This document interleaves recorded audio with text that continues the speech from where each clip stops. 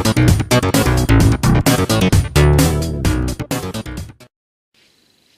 there and welcome back to Richmond Hill TV. So, we're here today in the coffee shop and we're going to do some knowledge about food waste. This weekend we've been at Chapel Allerton Market and we've collected a wide array of different vegetables which were going to be thrown away. So today we're going to have a look at a recipe that we're going to use, and we're going to look at some leek and potato soup. Over the weekend, Chapel Allerton Market have thrown away a vast amount of leeks and potatoes which are perfectly fine for people to eat. So, first of all, obviously we're going to have to make sure we wash our hands, and we need to make sure we've got an apron on. We're not contaminating food we're going to use. And now, let's get on with some cooking. So, the first thing I'm going to do is I'm going to make sure that my leeks are washed. I've done this before we started.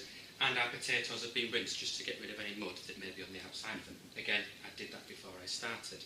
It's a really easy recipe. There's no specifics about what we're going to use. We're just going to chop our leeks into some fine pieces. Try and make sure that when you're doing it, you're cutting all the leeks into roughly the same size. Otherwise, as it's cooking, we'll make sure that they all cook at the same time, making sure that we keep our fingers away from our knives, and that way be really safe.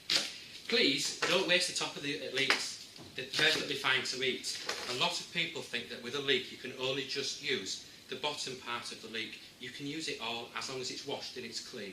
Obviously, if there's parts of the leek that are a little bit brown on the top, you can just peel them off, a little bit like an onion, and then don't use that part of the leek. And then we can start again chopping the top and the bottom off and cutting them into the same size again as we're going through, keeping our fingers away from the knife so we don't cut ourselves.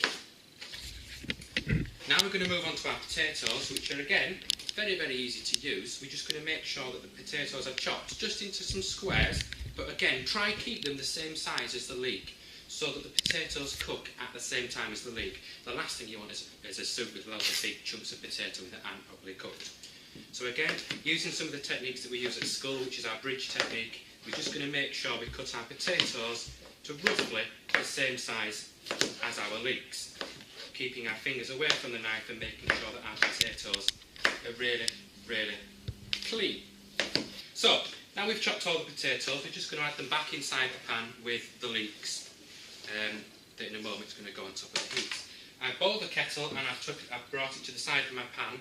Please don't carry your pans across the room with hot water because it's dangerous. If you slip, trip or fall, you're going to scald yourself. So I'm going to take the pan to the cooker at the back, and I'm going to take my kettle along to the pan. Just a safety feature that we're not carrying pans of boiling water across the room. We're going to pour the water over the top of our pan, just making sure that we're covering the top of our potatoes. We're then going to turn our pan onto a high heat. We're going to leave it to simmer for about 10 to 15 minutes.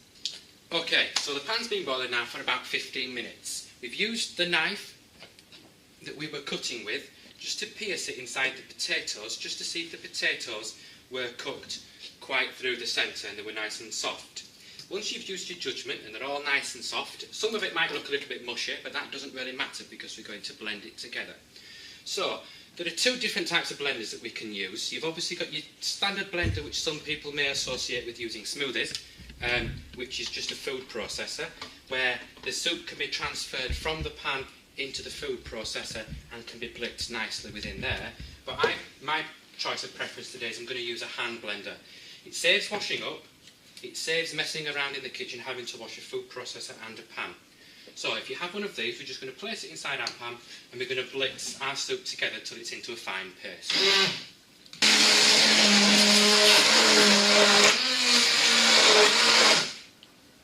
Okay, so we've blitzed the soup now, taking me about 2 minutes. That depends on how fine you want your soup. You can do it for a long time or you can do it for a little less time. It just depends on how you like the texture of your soup to be.